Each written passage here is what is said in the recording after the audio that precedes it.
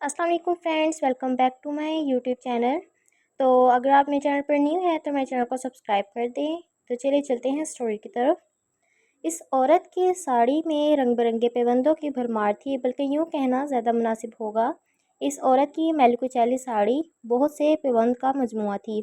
हर तरफ पैबंद ही पैबंद थे। सरकारी अस्पताल के जनरल वार्ड के कोने में आखिरी बेड के करीब बैठी वो औरत थोड़ी थोड़ी देर के बाद अपनी साड़ी के पल्लू से अपनी आंखों में आए हुए आंसू पोंछ रही थी।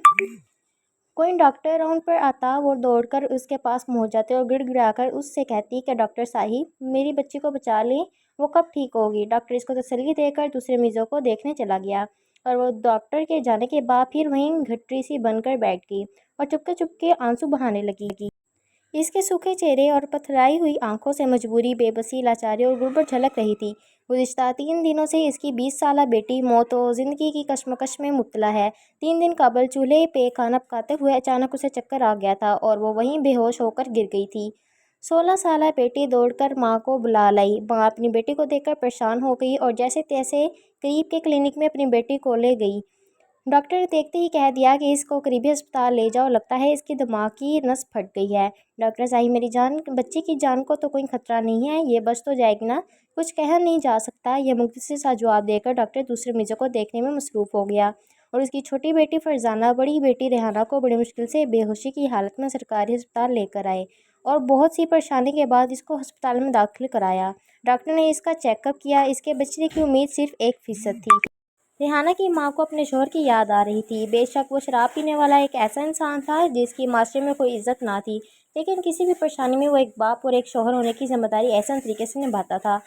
ऐसे मौके पे वो शराब के नज़दीक नहीं जाता था। रोज़ की मजदूरी में से आधे पैसों की शराब पीने की आदत पुख्ता रख के घर रखी थी। गुर्बत से तंग आकर रेहाना की माँ ने लोगों के घरों में काम करना शुरू कर दिया था। जब बच्चियां समझदार हुई तो वो भी माँ के साथ जाने लगी और अपने नर्म नाजुक हाथों से बर्तन धोने लगी, झाड़ू पोछा लगाने लगी। एक बार पड़ोस की बस्ती में मेला लगा। रेहाना का बाप भी इसी मेले में गया था और वहां से अपनी दोनों बच्चियों और इनकी माँ के लिए कुछ सामान खरीद कर लाया था और अपने लिए देसी शराब की बोतल लाया था। इस दिन सब बहुत खुश थे। इसने आदत के मुताबिक शाम को नौकरी से वापस आकर शराब की बोतल खोली और गटागट पूरी बोतल हलक से नीचे उतार ली और अपनी टूटी फूटी चारपाई पर लेट गया। अभी मुश्किल से आधा घंटा गुजरा होगा कि जहरीली शराब ने अपना असर दिखाना शुरू कर दिया और इसको उल्टियाँ लग गई और देखते ही देखते वो ढेर हो गया। इसके घर में कोहराम मच गया और इसकी बदनसीब बीवी और दोनों बच्चे रोने लगे। बाद में पता चला कि आसपास की झोंपड़ियों में ये जहरीली शराब पीने से मज़ीद 5 आदमी मर गए। ये खबर जंगल में आग की तरह फैल गई। बड़े बड़े रहनुमा और जमातों के कायद दौड़े चले आए और मरने वालों के पसमानदगान के साथ झूठी हमदर्दी जताकर चलते बने। बाद में ये ऐलान हुआ कि हलाक शुदगान के घर वालों को 10-10 हज़ार रुपया दिया जाएगा।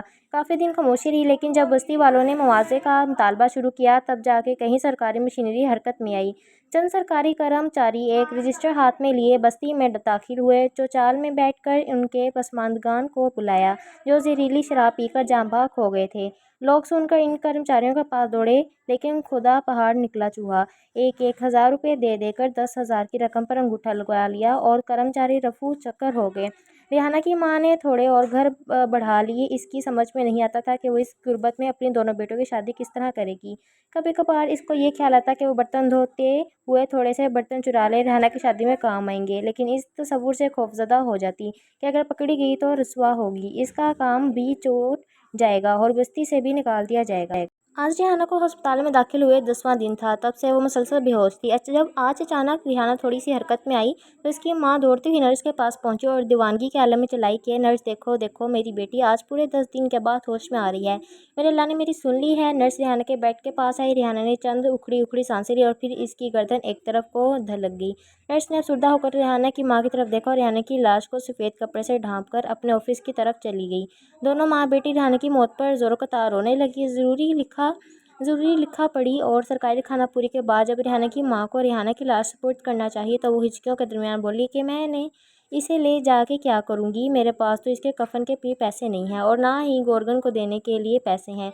डॉक्टर सुनकर सत्ते में आ गई। ये पहली बार हुआ था जब किसी वारिस ने लाश को लेने से इनकार कर दिया था। तब ही किसी ने गुत्थी को सुलझाते हुए कहा था कि इसकी लाश को मेडिकल कॉलेज भिजवा दो, तालिब इल्मों के काम आ जाएगी और इनको कुछ पैसे दे दो जो जवान के काम आ जाएंगे। माँ बेटी राज़ी हो गए और पैसे मिलने का इंतज़ार करने लगी।